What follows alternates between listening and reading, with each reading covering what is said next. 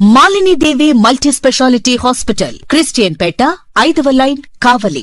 Doctor Guttipati Malinidevi, MBBS, MS, OBGY, కాన్పులు మరియు గర్భకోశ వ్యాధి నిపుణులు.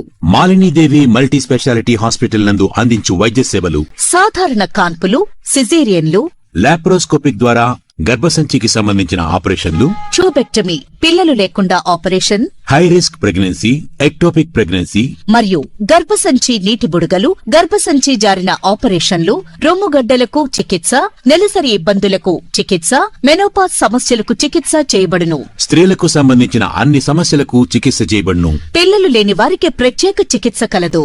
ముఖ్య గమనిక: మా హాస్పిటల్ నందు కాన్పోయిన తరువాత తల్లి బిడ్డను ఉచితంగా మా వాహనంలో క్షేమంగా ఇంటికి చేర్చబడును. మా హాస్పిటల్స్ ప్రత్యేకతలు: ICU, lab, AC and non AC rooms, 24 గంటలు మెడికల్ షాప్, ప్రతి రూమ్ నందు వేడి నీటి సదుపాయం కలదు.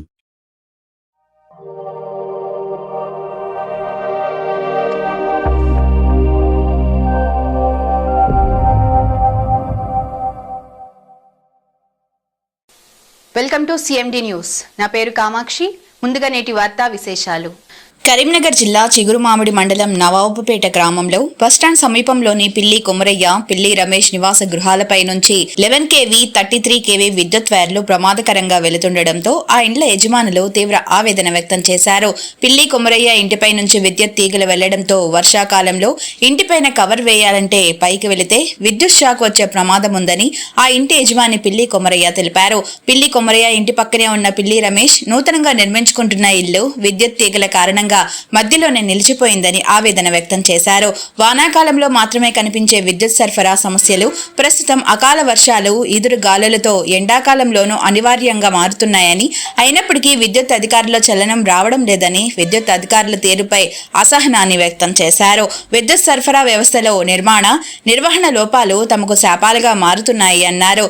గాలి దుమారాలతో విద్యుత్ ప్రమాదాలు జరిగితే బాధ్యులు ఎవరని, జనావాసాల మధ్య ప్రమాదకరంగా ఉన్న విద్యుత్ వైర్లను, డిటిఆర్ ట్రాన్స్ఫార్మర్లను వేరే చోటుకు మార్చి తమ ప్రాణాలకు రక్షణ కల్పించాలని విద్యుత్ అధికారులను వేడుకుంటున్నారు. గతంలో నవాబుపేట గ్రామంలో అధికారుల నిర్లక్ష్యంతో విద్యుత్ ప్రమాదాలు జరిగాయని, ప్రాణాలు పోతే తప్ప విద్యుత్ అధికారులు స్పందించేటట్టు లేరని ఆగ్రహాన్ని వ్యక్తం చేశారు. ఇప్పటికే పలుమార్లు విద్యుత్ అధికారుల దృష్టికి తీసుకువెళ్లామని, తమ సమస్య పరిష్కారం కాకపోగా విద్యుత్ స్తంభాల నుండి అక్కడ నుండి మార్చాలంటే 2,20,000 రూపాయలు ఎస్టిమేట్ వేసి డబ్బులు చెల్లిస్తేనే విద్యుత్ స్తంభాలను మారుస్తామని చెప్పినట్టు తెలిపారు.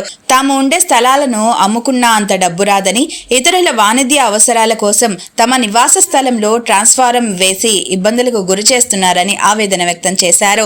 ఇప్పటికైనా విద్యుత్ అధికారులు స్పందించి ఇండ్లపై నుంచి విద్యుత్ తీగలను తొలగించి సమస్యలను పరిష్కరించాలని వారు వేడుకుంటున్నారు. గ్రామం నవాబుపేట, మండలం చిగురుమామిడి, జిల్లా కరీంనగర్.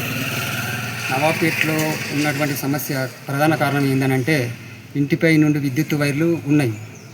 వాటిని తొలగించడానికి కరెంటు అధికారులను ఎంత బ్రతిమిలాడినా కానీ వాళ్ళు పట్టించుకోవడం లేదు. ఏంటంటే ముఖ్యంగా వాళ్ళు ఒక బిల్లు వేసి ఇచ్చారు. ఎంత అంటే 2,10,519 రూపాయలు బిల్లు కట్టమని చెప్పి మమ్మల్ని బాధ పెడతారు. అయితే ఇక్కడ జరిగిన విషయం ఏంటంటే ఇంటి పైకప్పు మీద కవర్ కప్పుకున్నాం. కవర్ కప్పుకుంటే ఆ కవర్ వేద్దామన్నా ప్రమాదకరంగా ఉన్నది. కానీ మేము చాలా ప్రమాదకరంగా బతుకుతాను. ఏది ఇంటిపై నుండి ఉన్న విద్యుత్ వైర్లు, ఆ విద్యుత్ వైర్లు ఈ అధికారులు తొలగించగలరని కోరుచున్నాము. అది నవాబుపేట గ్రామం. నా పేరు పిల్లి రమేష్. నవాబుపేట గ్రామం, చిగురుమామిడి మండలం. మాకు ప్రధాన సమస్య ఏంటంటే కరీంనగర్ జిల్లా మాది.